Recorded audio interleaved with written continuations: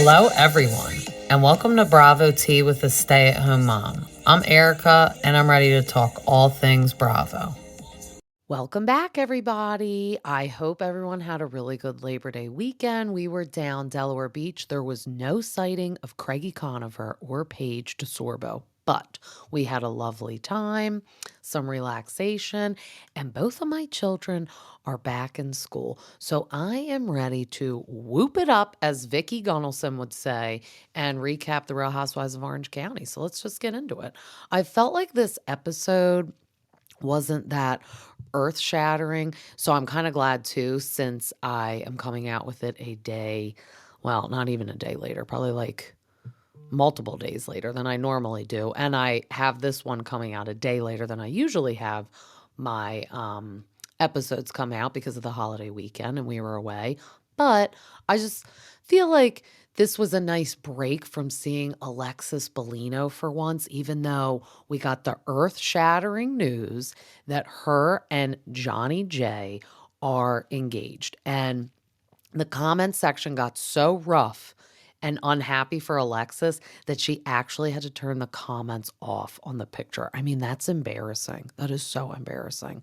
So I did post on my Instagram when they got engaged that day, but I didn't even like check back on the picture to see some of the hate texts. So I wish I could go back and see them, but I just can't believe that they don't see these as signs. Like, if everyone jointly thinks it's weird that they're together or engaged, and it's not just Shannon, like Alexis and living in Delulu land thinking that Shannon is just so jealous that like she has John Jansen. But it's like, no, girl, you can have him all to yourself and all your lawsuits that come along with it.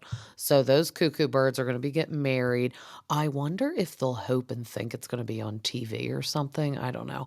But it's also a convenient time for them to get engaged because they are going to film the Real Housewives of Orange County reunion soon. So, of course, Alexis will have to prance out on stage. We'll probably get her for an appearance, probably not the whole thing. Um, she'll be like, "Are you jealous, Shannon Medore? Because there's the door. I have a ring and you don't. The promised ring turned into an engagement ring." That'll be like Andy's little thing that he'll say, his little one-liners. He'll be like, "And we're going to catch up with Alexis Bellino, who a promised ring turned engagement ring." And then we'll hear her little rant. I get the drama of why they asked for Alexis back, but I just don't like Alexis. She tries too hard. Didn't like her back then, don't like her now. But let's just get into the recap of the episode.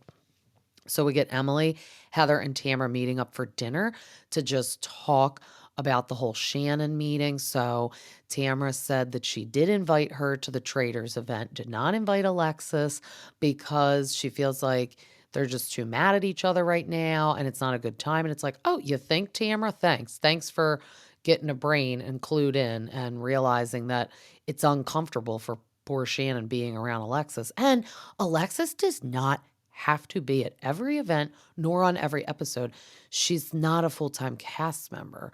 I don't even know if she's technically a friend of. I feel like she is. Obviously, she's not there for no money, but I'd like to know how much she gets, honestly, being on the show. Because remember, John Jansen said he was going to pick up the tab for Alexis and pay her whatever Bravo was going to pay her to not be on the show. But I think we're going to get him at an event too. When we got the mid-season trailer, I think he comes to something and it's like, how dare you show up to something? You're suing Shannon. I'm sure his lawyer isn't thrilled about that either because it's like, don't put yourself around the person you're saying is causing you turmoil. Very stupid. But Shannon is then getting her breathalyzer installed to her brand new vehicle because the other one crashed into the house and was totaled. So she has to get a brand new car and put this thing in. So it's kind of tied to your engine. So I feel like it's inevitable that it's going to mess the car up. That's just my thought, I feel like, with that. But she said she could have either lost her license for 6 months and then she'd have to bum rides with people and or Uber all the time, or do this, the breathalyzer, for 6 months in her car. And she said it's good that she has this because it's reminding her every day of the mistakes she made, let along with Tamara reminding her also every day when they're filming. So she's really kind of struggling to start it up. And the guy's like, you have to do a hum and a blow to start it. And then it's going to ask you to redo this every 5 to 20 minutes. I find that wild that you have to do it while you're driving because it also seems difficult. I thought you pretty much just blew in it and it started because the blowing is going to see if you have alcohol on your breath. So I can't believe there's actually a technique to the like, like that's what he said you have to do. And then you also have to do it while you're driving, which I understand because I want to make sure you're not hitting it while you're behind the wheel. If everyone remembers 40-Year-Old Virgin with Steve Carell, when he went on that date with that girl, she's like, here, can you blow into this? And he did. And then it was to start the car.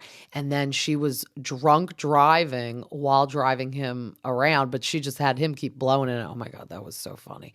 So if you don't pass the breathalyzer while you're driving, the car's just going to shut off. So hopefully Shannon won't get violations for just not doing the hum and blow right, because we know she's not going to get behind the wheel ever again drinking too much, because again, this is why Uber was invented. But Jen and Katie are then doing yoga together, and they are at Ryan's house, which is now Jen's house. And her son, like, you can hear him, you can't see him, but he's like peeling off in his like loud Mustang. Katie's like, who's that? She's like, oh, that's my son. And it's like, okay, wait. So you couldn't afford your house, you couldn't afford your Range Rover, but he has a Mustang. Like, they're not cheap unless he has a job. And if he has a job, maybe give your mom a little money for the rent so you don't have to get out of your house and live with Jean Jacket Ryan. But Jean Jacket Ryan's house looks phenomenal. So at least he was scamming all those people doing the booking and gambling debt and putting it towards his beautiful house.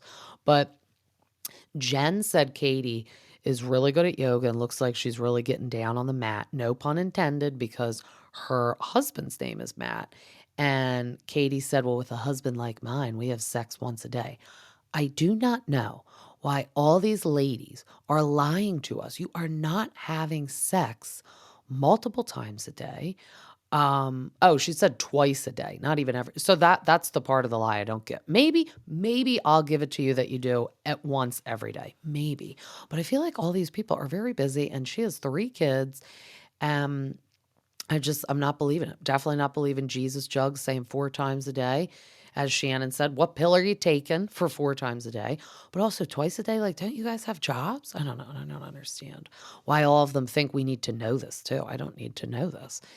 But then they're just kind of chit-chatting because they both have similar situations. They're both divorced, little rocky with the ex-husband. Katie said that she had her first child and then got married at 21. So she already had the first child, and then they got married. And on the day of her wedding, her brother-in-law comes up to her and says, good luck. Now, what are you supposed to do with that? It's like, couldn't you have given me this weird hint a long time ago so we're not at my wedding day figuring out what to do? And then she looks at her dad and she's like, well, what do I do? And he said, well, you know what? You already have a baby and we all already flew all the way here, so you're just going to get married. Like, okay. And then 2 kids later, she finally left. But her parents were pretty strict Catholics, so I feel like that's why they were like pushing it. And they probably, if they're strict Catholic, didn't already like that she had a child out of wedlock. So they were probably like, nope, you need to just deal with your situation, make it official, and make the best of it. So that was like some really old school values. But then she was saying that her one son lives in Atlanta with the dad. That's what I was confused about at the beginning of the season. I was like, wait, only like 1 or 2 of them live with you? I was very confused. So he lives in Atlanta with the dad, and that has to be tough because that is very far away from California. But Jen said she just loves talking to Katie about this because, like, she feels like this is where she's at in her life. Like, just struggling with a split household, divorce, raising the kids with somebody else. It's hard. But then we get good old Emily and Shane to give us a good old laugh. So she is getting a spray tan at home in the backyard. And Shane is getting one also, just get some color on his face. It's like crazy to me. All these people live in California close to the beach and have pools, but they all get spray tans. It's so funny. And he had a t-shirt on that says real men spray tan, which you get it, Shane. He is the comedic relief for all of us all the time in these episodes. But Emily was just talking about Shane with his health and that he needs to get checked and that he's not taking it seriously. She's getting concerned because she's on this health kick. And they talked about this like 2 episodes ago. And she's like, you just really need to get checked. He needs to get that like full body scan, which by the way, I feel like all of our health insurances, when you hit a certain age, should give us the free body scan, like for free, like once a year, especially if you're concerned with health, because that's how you're going to find everything. They do all these tests on you, top to bottom, make sure you're all good. Then Emily is just kind of telling Shane about what Gina said, like about her kind of trying to out asshole Tamra and that she's being like mean girl. And she's just like kind of struggling with it because she's struggled with her relationship with her mom growing up. So she's like, is this how I act because of how I grew up? And I'm like defensive and when somebody talks to me about it. But I think Emily and Gina's fight was good because we're all going to have disagreements with friends, but it's about how we resolve it. Like they expressed how they felt honestly, and then they made up. And that's what I like to see. Emily and Gina are true friends. And I like to see them go through something, but then how they make up. And they don't make a big like spectacle out of it. It was just them alone playing pickleball. And then Gina got caught in the sprinklers, and the yard people were like, you can't cross here. Maybe the yard people were doing it on purpose so they can make up, which was a good thing. But then we get Katie's daughter going to change her last name. So she is taking the stepdad's name because she does not really see and talk to the real dad, which I guess the dad is the one that's in Atlanta with the son. So that's awkward too. But she just really feels like more of a connection with the stepdad, and he lives there. And if the other one's in Atlanta, she never even sees him. So she's going to take his last name. But I feel she's old enough to make that decision. So be it. Tamra and Sophia are in the car together. So they are kind of talking about Katie's daughter's situation and everything and comparing it with Sophia, because Sophia is the daughter that does not talk to Simon. And then Sydney is the daughter that does not talk to Tamra. And the son, which I forget his name because she didn't even say, she just said 2 kids. So the son doesn't talk to Simon either. So we got 2 talking to Tamra and 1 not talking to Tamra. And she said that it's just really hard. And this is literally all because of the divorce. And Sophia is taking a gap year before college. She was supportive of it. Simon wasn't, but I guess Sophia's like, bug off, Simon. I don't care what you think or say. And it is really sad. When I talked about on my last episode, Sydney posting all of that about Tamra, that was really sad and that was crazy. Like if that was all true and not exaggerated, that's really sad. And it's always rough when people are getting divorced, but you got to remember the kids aren't getting divorced from the parents. The couple is getting divorced. So unless one of you is beating the kids, you got to be nice about the other parent in front of the kids. And maybe when they get older, they will see the true colors of that parent if they really have a bad quality, but let them figure it out on their own. They're too young when they're young to have your nonsense talk in their ear. It's just not fair. But I could see like Katie and his daughter and Sophia having like the similar things because they just don't have a relationship currently with their real dad. So that'll be interesting if they all like kind of meet up and talk about that and get into that on another episode. But then we get an appearance, uninvited appearance from Teddi Mellencamp. I saw this post and it was like, why does everyone think we want to see Teddi on the screen? And it is true. She kind of was boring on the Housewives of Beverly Hills. And it's like, we really don't need her on the Housewives of Orange County just because she does the podcast with Tamra. But it was all right. But of course, as soon as she came on, she doesn't like Vicky. Vicky is part of this. And she walks in and they're doing like a Traitors event because Tamra was on the Traitors, which is kind of a fitting show for her to be on because I feel Tamra can be a traitor on this show. So very fitting. And Vicky is there and Teddi walks out and goes, hello, housewives and Vicky. Vicky's like, effing hate you, Teddi. And then they just kind of showed the battle of the long, never going to squash the beef, Vicky and Teddi. And I really feel like that's always caused a wedge in between Vicky and Tamra because, I mean, you're my soulmate, you're my sister. If Tamra is doing the podcast with Teddy and Teddy is sitting there talking shit about Vicky, that's awkward and annoying for Vicky to be like, "Oh, okay, that's great. Your new best friend, Teddy." I feel like that's what she would always say too. Your new friend Teddy. Don't know why you're friends. New friend Teddy. You can tell Vicky doesn't like new people. We always know back in the day she didn't like new people. Never was welcoming for the newbies on the show ever. But I will take seeing an appearance of Teddy over Alexis Bellino, honestly, any day lately, because we just needed a little breather from her. And Katie and Heather go off to squash their beef, which is good because I do like Katie and I do think the beef was a little petty. I really think Heather was like hammering it down that she did not call the paparazzi because she probably did call the paparazzi. So I'm glad that's over with though, because at the end of the day, really not a big deal. Like the Shannon and Alexis love triangle with John Jansen and the lawsuit is way more serious and wild drama than this petty, "Oh yeah, I called the paparazzi to take pictures of me and Terry." It's like, okay, you probably could have just gone and eaten at a restaurant in LA and gotten your picture and not had to even call anyone, but that's okay. And then Emily and Jen kind of go chit chat. And Emily just really wants to apologize to her how harsh she came off at the wild dinner that she was just hammering. "Why do you have that Rolex? You're poor. Why do you have that Rolex? Sell it, please." And Jen was like, "I really appreciate you apologizing. I just really figured that you care more about materialistic things because of how you acted." And Emily said that's actually not true at all because she grew up very poor. And obviously now Emily and Shane have built a life for themselves and they can have nice things, but I get what Emily means. Like she wasn't raised with a silver spoon in her mouth. So yes, does she like nice things because she can afford them? Yes. But she would never buy or go poor buying nice things.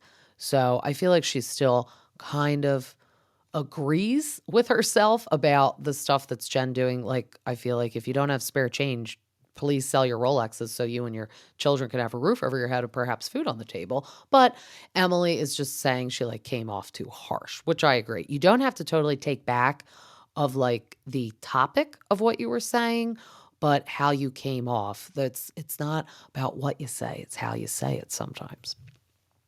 But I'm glad everyone was squashing the beef, loved it. And then we get to the next squashing of the beef a little bit. Tamara, Vicky, and Shannon, the once Tres Amigas, are talking about their canceled tour. And it's just Dos Amigas, basically. And Tamara said that she stopped the show because of Shannon's drinking and just couldn't get behind all that anymore. And then Vicky's like, "I was mad at you. Why do you make me mad?" And she always gets emotional. So it's pretty much also, I feel like in Vicky's mind, like, why are you canceling money on us? And we had an LLC set up, and why are you doing all this? The business woman out of Vicky, she's like, "I care about our friendship, but I'm a business lady. Like, why are you ruining this business, Tamara?" But Shannon said it's really just been hard and awkward with Tamara because she wants to be friends with Alexis. Tamara's like, "Oh, you're mad at me because I liked a picture she posted." And she's like, "No, it's what you wrote under it. Like, oh, friends again or something." And it's like, yeah, I get it because like they said before, they trauma bonded over that lawsuit. And now you're jumping ship and being her best friend when this lawsuit's happening. And then that's what Shannon was saying. It's just like, really hard that he refused the settlement. And Tamara said it's really because they want you to clear his name. And Shannon's like, it's not going to happen. And this is blackmail. This is literal blackmail. It's like, okay, I don't even have to pay you $75,000 back. Then he's saying, because it wasn't like a promissory note signed, it wasn't a loan, it was just given, and he bought you a facelift and gave you some money, never made you sign anything to pay it back. So not only is it annoying, you're demanding the money back, you're now saying you're going to release Ring camera footage that'll like ruin your reputation if you don't give him the money. That's like ransom. He's holding the Ring video for ransom, basically. And the lawyer is like, all right, let's get this thing into mediation and just get it settled. she'll give you about half. And he's saying no.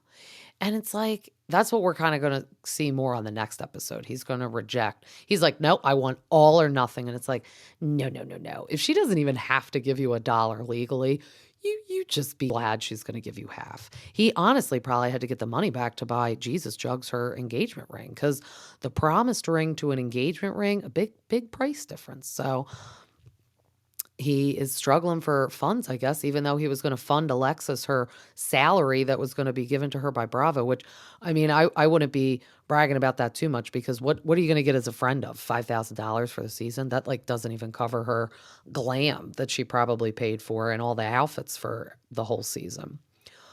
But I like when Vicky, Tamra, and Shannon hugged it out, felt it was a little forced just to get by, because then in the confessional, they were like, oh, would you go back and do the show?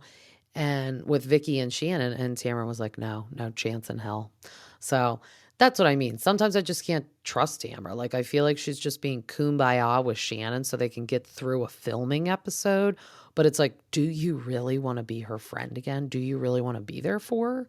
It's like, I don't really think you do, which is fine, but you don't have to kick her while she's down with John Jansen and Alexis Bellino, whom you didn't like before, and now all of a sudden you're best friends.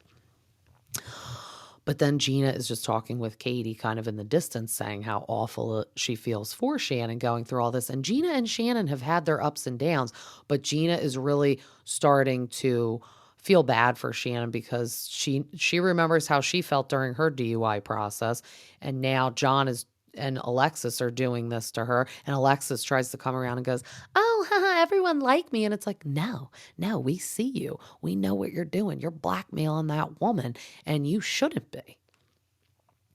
But they all go out and do some of their Traitors, the games. So it's like, I did like seeing them do the games, and it was fun, but nothing really drama filled this episode, which is nice. We need to change it up sometimes. So to figure out who the murderer was in the game, or who the traitor was, and Heather was the traitor, and it was pretty good. But when we get the mid-season trailer, that's when we get into the juicy stuff with Jean Jacket Ryan, and Tamara's going to be like, oh, how's that $16 million and all that stuff? So that's going to be good. And then we're obviously going to get good old Shannon uninviting Jesus Jugs. Not really uninviting, but she texts Alexis and she's like, hi, Alexis, I'm planning a trip to London and you're not invited.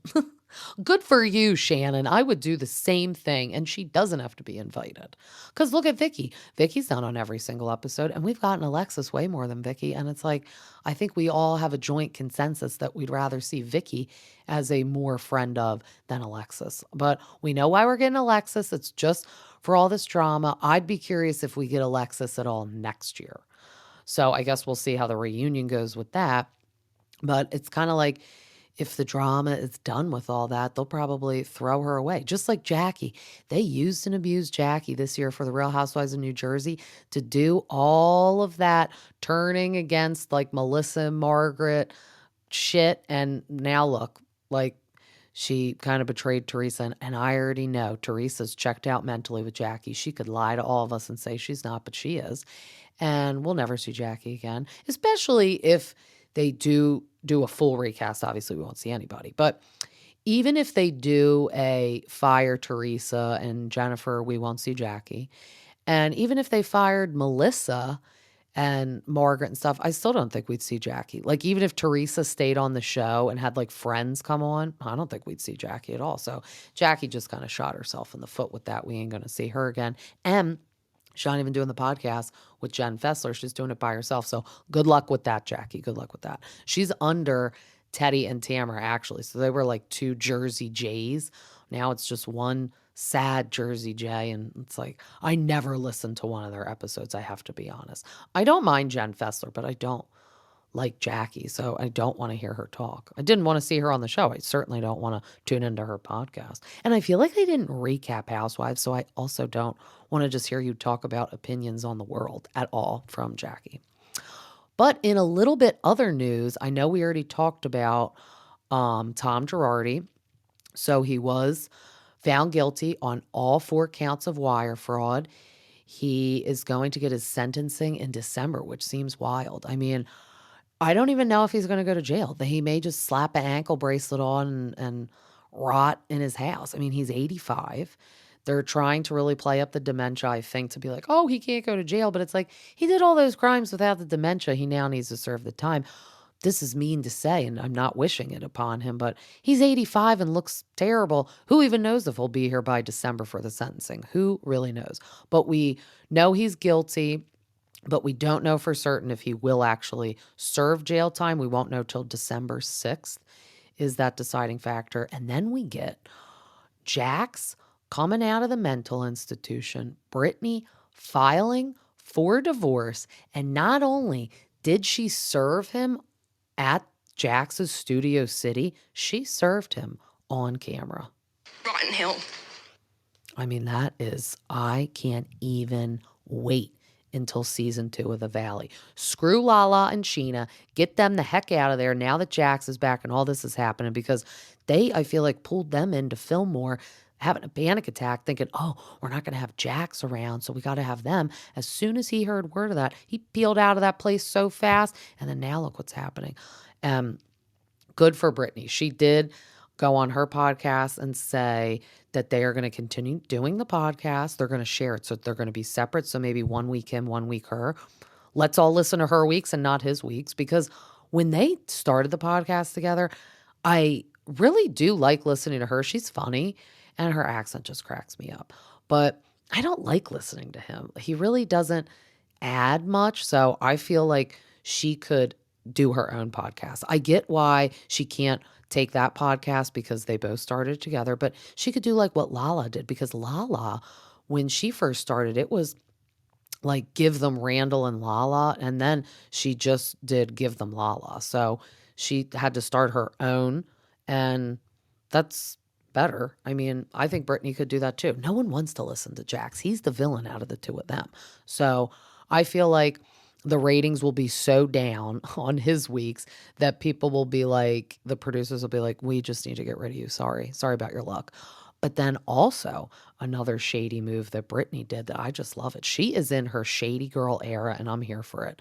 She posted an ad for vibrators and she's like, I'm always used to doing everything alone, and now I do this alone and use my code to get a discount. And I was like, oh my God, she is really just getting it. So I don't know if she meant like doing things in the bedroom alone. I think she just meant more metaphorically about their whole life, like maybe taking care of the kid and housework and stuff like that, like everything alone, or maybe going to events alone. Like, remember when Jax would be like, I'm not going to that beach thing that like Max and Brett put together? He's like rage texting them like, this is so stupid. You're making us drive all the way to the beach and blah, blah, blah, blah. But her doing that ad, I was just like, get it, girl. Rotten Hill. Just that's her new motto. That's definitely her new motto. Always has been, always will be. And to wrap it up too, Jax made a post saying that he was officially diagnosed being bipolar. And that really doesn't shock me. I think we all could have kind of told him that long ago. I'll read the post really quick.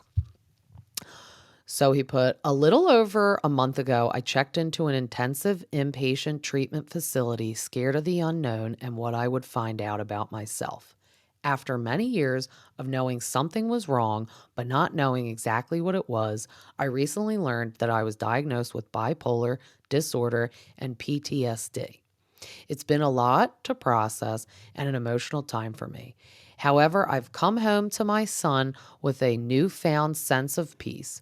I'd be lying if I said I wasn't scared of the future, but my focus is just trying to be a better version of myself than I was yesterday.